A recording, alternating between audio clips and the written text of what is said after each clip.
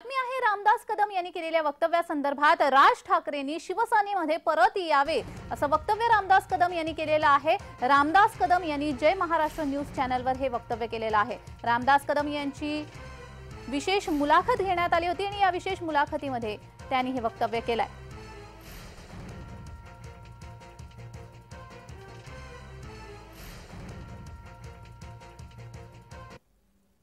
तर या विशेष मुलाखतीमध्ये रामदास कदम काय म्हणालेत पाहूयात। इतकी वेदना घेऊन हा शिवसैनिक नक्की निवडणुकीत काय करणार आहे? तुमचा प्रश्न महत्त्वाचा आहे।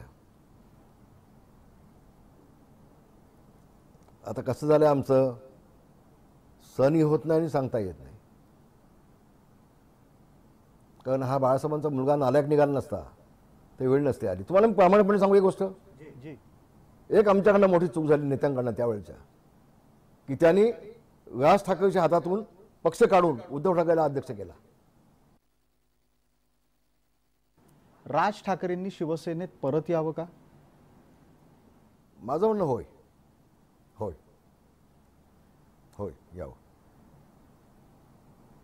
यावं त्यांनी।